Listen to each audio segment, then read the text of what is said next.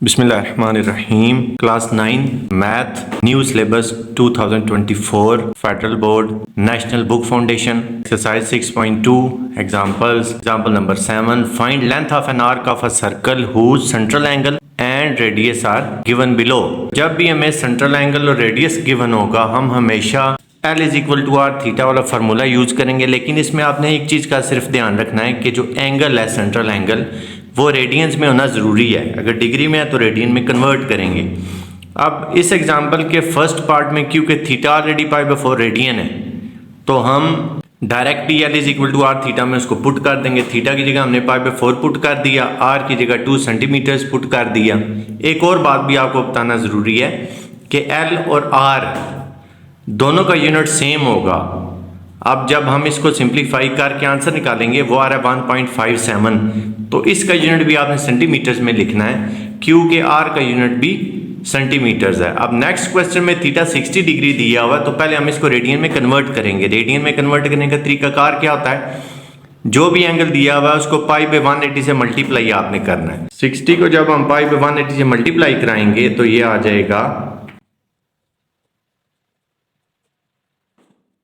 π/3 radian. Are हमें given है 30 centimetres. तो L is equal to r theta के फार्मूले में हम वैल्यूज पुट करेंगे। आर की जगह 30 सेंटीमीटर्स पुट हो गया, थीटा की जगह π/3 रेडियंस पुट हो गया। इसको सिंप्लीफाई करेंगे आ जाएगा 31.4 सेंटीमीटर्स। L का यूनिट हमने सेंटीमीटर इसलिए लिखा है क्योंकि आर भी हमारे पास सेंटीमीटर्स में गिवन है। Next example number 8 find area of sector of circle whose central angle is 120 degree and radius is 5 centimetres. Area of sector फाइंड करने का फार्मूला है A is equal to half r square theta, लेकिन इसमें भी आपने इसी चीज का ध्यान रखना है कि थीटा जो है वो रेडियंस में हो। अब इस क्वेश्चन में थीटा डिग्रीज में दिया हुआ 120 डिग्री, तो जैसे हमने प्रीवियस एग्जांपल में डिग्री को रेडियन में कन्वर्ट किया था, इसमें भी हम इसी तरह 120 डिग्री को जब रेडियन में कन्वर्ट करेंगे तो हम 120 मल्टीप्लाई बाय π/180 कर देंगे। 0 0 से cancel, 3 4 are 12, 3 6 are 18, 2 2 are 4, 2 3 are 6, तो 2π/3 रेडियन ये हमारे पास एंगल आ गया। रेडियस दिया हुआ 5 सेंटीमीटर, ये हमारा formula is equal to half r square theta. R की जगह 5 पुट हो गया, थीटा की जगह 2π/3 पुट हो गया, सिंप्लीफाई किया। एरिया हमारे पास आ गया 26.18 सेंटीमीटर स्क्वायर। अभी आपने याद रखना है कि एरिया का यूनिट हमेशा स्क्वायर्स में होगा, लेकिन जिस यूनिट में रेडियस गिवन होगा उसी यूनिट में हमने एरिया को भी मेंशन करना है। जैसे अब यहाँ पे रेडियस हमें सेंटीमीटर्स में दिया हुआ है तो यहाँ पे एरिया भी सेंटीमीटर्स में होगा। फर्क क्या होगा कि सेंटीमीटर स्क्वायर लिख देंगे क्योंकि area. Next example number 9 length of an arc and area of sector of circle are 4 centimetres and 16 centimetres respectively, यानी कि जो आर्क लेंथ है वो 4 सेंटीमीटर है और जो एरिया दिया हुआ वो 16 सेंटीमीटर स्क्वायर है। ये सेंटीमीटर स्क्वायर से भी हमें जांच हो जाता है कि ये एरिया ही है।